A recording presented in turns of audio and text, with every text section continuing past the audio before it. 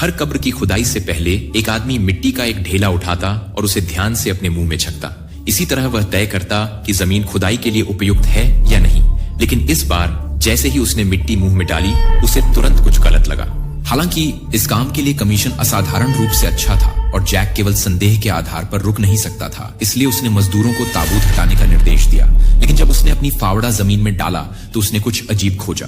हालांकि ताबूत स्पष्ट रूप से हटा दिया गया था, अब मिट्टी के नीचे से खड़खड़ाहट की आवाजें क्यों आ रही थी। उसने जल्दी से अपने हाथों से मिट्टी को खुरच कर देखा और सच में कब्र के गड्ढे के नीचे एक और ताबूत पाया। यह देखकर जैक बहुत हैरान हुआ।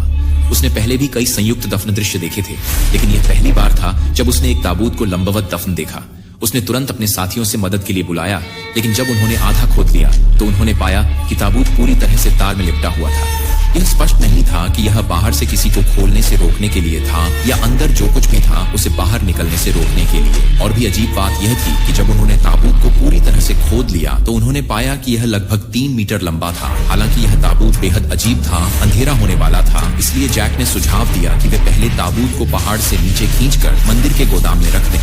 किसी भी दुर्घटना को रोकने के लिए उन्होंने पहले ताबूत के चारों ओर चिपचिपा चावल बिखेरा, फिर चावल पर सूअर का खून छिड़का और अंत में एक सुरक्षात्मक मुहर बनाई। इसी समय नियोक्ता अचानक आ गई। वह इस बात से गहराई से उलझन में थी कि उनके पिता के ताबूत के नीचे एक और ताबूत क्यों होगा। अंत में जैक के सवाल करने पर उन्होंने अपने पिता की कुछ जापानी पुरुषों के साथ एक तस्वीर दिखाई। एक जापानी व्यक्ति ही था जिसने उसके पिता की दफनाने की जगह चुनी थी। इसके अलावा उसे और कुछ नहीं पता था। जाने से पहले उसने जैक से इस ताबूत को निपटाने में मदद करने के लिए कहा और वादा किया कि वह सहमति के अनुसार भुगतान करेगी। हालांकि जब सभी सो गए थे, जूनियर शिष्य ने एक भयावह आदमी को अपने ऊपर दबाव डालते हुए सपना देखा। कुछ गलत समझते हुए उसने जल्दी से एक सुरक्षात्मक चिन्ह बनाया और अंततः खुद को मुक्त कर लिया।